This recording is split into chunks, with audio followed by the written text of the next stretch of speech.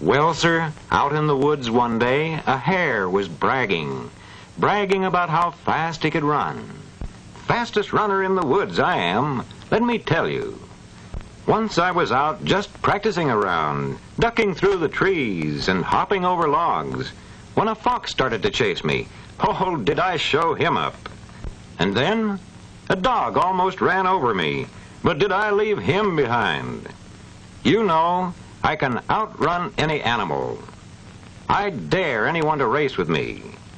The goose thought I wouldn't care to. Neither would I, thought Skunky. The fox had nothing to say. I guess the hare's the champ, said the rooster. Well, sir, up spoke an old tortoise. You make me tired, Mr. Hare. I'm not afraid. I'll race you, and I'll win. Why, said the hare, you awkward old box on flippers, I've a mind to snip your nose. Why, sure, I'll race you. The hare went over to the owl. Listen, Mr. Owl, that silly tortoise wants to run a race with me. Won't that be an easy one to win? Well, maybe, said the owl. Maybe, cried the hare. Why, that tortoise is so slow he barely crawls. I could eat half the day, and start when he's nearly finished, and stop to take a nap, and still beat him across the finish line. Oh ho, look who's here. What can I do for you, Mr. Tortoise? I'll tell you, the tortoise said. That hare over there made me tired with his bragging, and so I dared him to race with me. Now, I'm not so fast, but I'm steady and sure. I may start slow and I may finish slow, but I'll keep going. Said the owl, you're a funny one to run a race, but may the best man win. The owl asked the fox to lay out a course for the race. Make it hard, he said. First, they'll run along this path, thought the fox, underneath this tree. And now where? Ah, past this clump of tall grass, and through this hollow log, and over these rocks and past the roots of this fallen tree. That's pretty tough for racing, but the owl said, make it hard. And now where? Ah, I know. I know the very place. I'll have them go across this brook under the waterfall. Oh, this will be good. If the hare slips, he'll fall in and get a soaking. And the tortoise is bound to get a bath. And next we need a good place for their last run down to the finish. Very good. Very good. Yes, this will do nicely.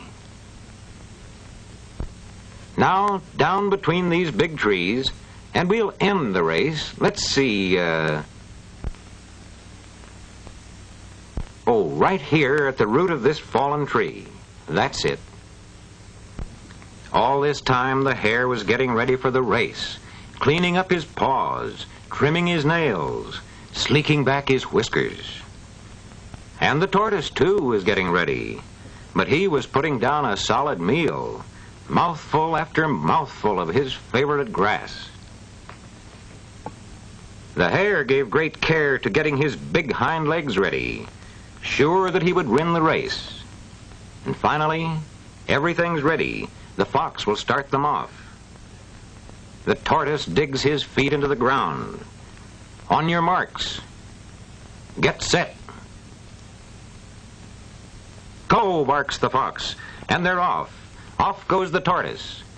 Yes, he's off, but to tell the truth, he isn't exactly speeding along just yet.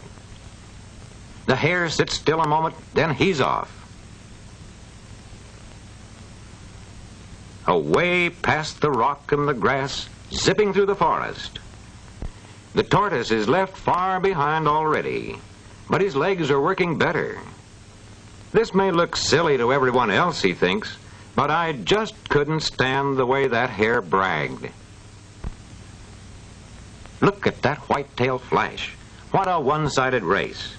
Now here comes a real test, going through the hollow log. Oh, how easy this is. Already he's halfway.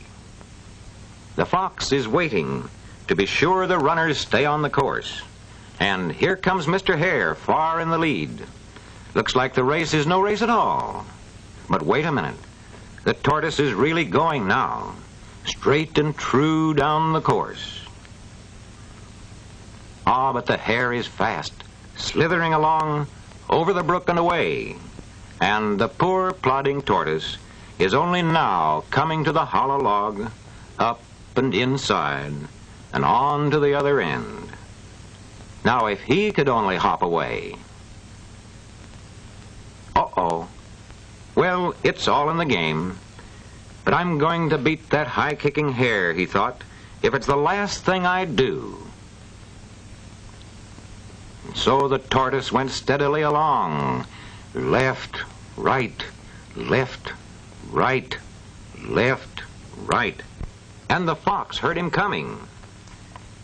Well, thought the fox, the hare is far ahead, but I'll say one thing, that tortoise isn't going to give up. He's still in the race.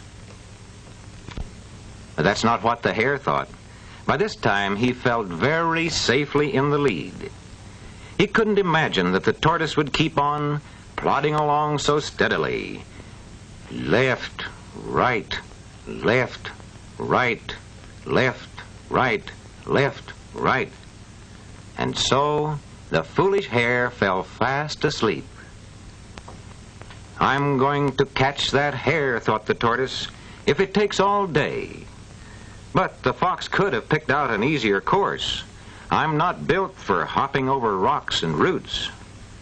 Well, let's see what's this ahead of me. I'll get along somehow. Now, wait a minute. Oh, that's not helping my nose. A good thing I've got a hard shell.